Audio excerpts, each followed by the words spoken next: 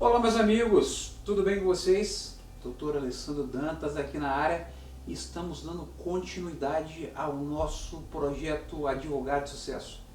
E aí falamos já sobre como conseguir os clientes, né? Como fechar o primeiro cliente.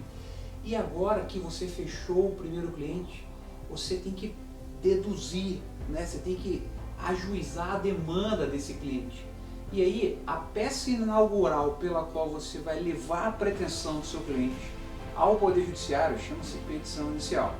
E a gente vai falar como fazer uma petição inicial esplêndida, uma petição inicial top de linha. E aí é o seguinte, presta atenção.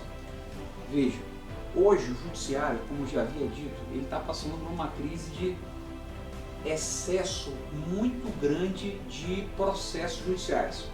Então você tem que saber resumir o caso do seu cliente de uma maneira coerente, ok? Ou seja, a ordem dos fatos tem que ser coerente.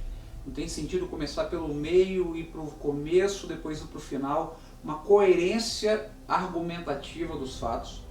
A parte mais importante da petição inicial é a parte dos fatos, de certa maneira, partindo do pressuposto que o juiz conheça bem o direito, né? Porque aquele brocado, aí os fatos que eu te dou o direito, a causa de pedir remota, né? Ou seja, eu explicar bem os fatos. Fundamental que esses fatos estejam amparados por sólido material probatório, ou seja, para cada fato que você narra, você alega alguma coisa que vai constituir o seu direito, você fala, DOC 1 do lado, ou seja, aquele documento ele vai embasar aquela causa de pedir que remota lá que você colocou na petição inicial. Então a petição inicial hoje fantástica, eu poderia dizer que é uma petição inicial que deve ficar na faixa de 15 a 20 laudas, tá certo? É claro que cada processo tem as suas peculiaridades, tem processos que efetivamente são muito complexos, que tem muitos fatos envolvidos e a ação acaba sendo maior, beleza, não tem problema. Estou falando em questões de normalidade. 15 a 20 laudas, esteticamente bem feita, ok? Se preocupar bem com a questão dos fatos, colocar numa ordem correta os fatos cronológica e se não houver uma cronologia, mas de uma forma coerente, para que quando você começar a parte do direito, que é a causa de pedir próxima, a fundamentação jurídica, ou seja, as normas que você pretende que o juiz acate, no sentido de fazer a subsunção das mesmas aqueles fatos e da procedência do seu pleito ou a sua liminar, é fundamental também que você siga a mesma ordem. Então, por exemplo, às vezes acontece de numa mesma ação, onde há um pedido específico X, você fundamentá-la com base em 4 causas de pedido distintas, que por si só daria o direito a você obter aquele provimento jurisdicional. É a chamada ação objetivamente complexa, ou seja, eu tenho várias demandas dentro de uma mesma ação. Exemplo, psicotécnico. Vamos supor que o psicotécnico que um cliente meu, um candidato que me procurou, ele foi aplicado sem previsão legal, sem critérios objetivos científicos, o laudo não foi motivado. Eu vou colocar tudo isso na petição inicial. Falar, ó, primeira coisa, como se sabe, o psicotécnico obrigatoriamente tem que ter previsão legal, inclusive a súmula vinculante nesse sentido.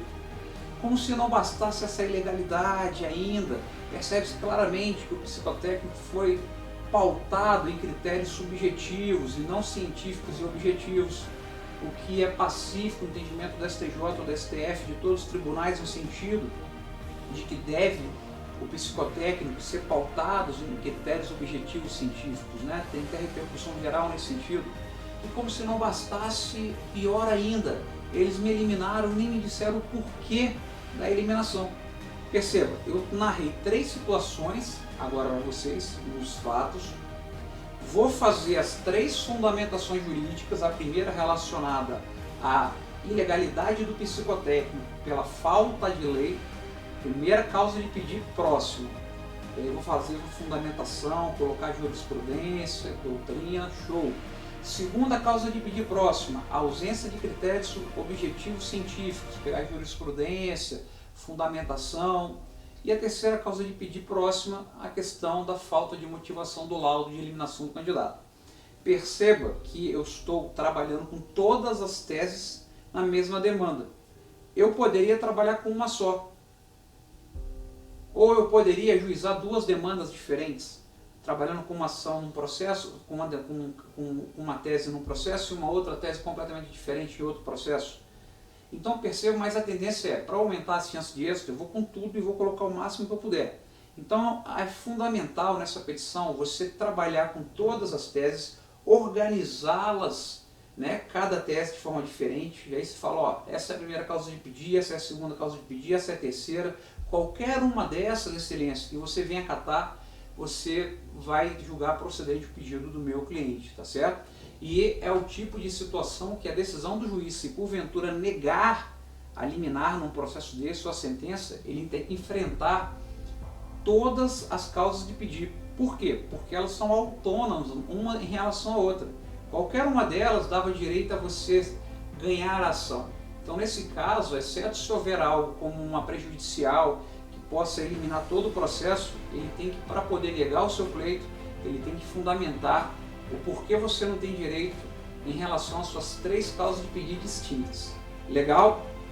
E aí, depois que você finalizou a parte da fundamentação jurídica, você vai falar da tutela de urgência, vai demonstrar a urgência, né? Vai demonstrar o fumo do iuris, vai explicar, né, que a questão não é irreversível e depois finalmente vai fazer o pedido deduzindo uma liminar para continuar no concurso, né, e ao final reservar uma vaga e no mérito que ele seja, caso aprovado em todas as demais fases, ele seja nomeado para o cargo tal. Então isso aí é a petição ideal que a gente consegue fazer em 15, 20 laudas tranquilo, tá legal? Jurisprudência, show de bola, cita, mas não precisa colocar aquela ementa gigante, cita o trecho mais importante da ementa, desde que é claro que naquela ementa não tem algo que vá contradizer aquilo, que aí você está agindo de má fé. Mas se na verdade ela trata de várias coisas e tem a ver com o seu caso, cita só o que importa, porque tem um número lá, qualquer coisa o juiz analisa. E aí você deixa uma peça mais enxuta e mais fácil de ser lida. Legal? Então isso daí é a petição inicial nota 10. E um desafio que eu quero agora de vocês é que vocês façam uma petição inicial nesse estilo e me apresente, coloque, né, no nosso portal. E aí eu vou ter a oportunidade de ler algumas, eu não vou prometer ler todas, né, porque são muitas pessoas que estão fazendo o curso, mas se eu conseguir o máximo que eu puder, eu vou dar um retorno a respeito de se a coerência foi bem feita, se conseguiu fazer a subsunção correta da parte dos fundamentos jurídicos aos fundamentos fáticos. Esse é o desafio, tá legal? Pode ser uma petição inicial que você pode criar um caso, ou pode ser uma petição inicial de um caso real. Legal? Show de bola e até o nosso próximo encontro. Forte abraço!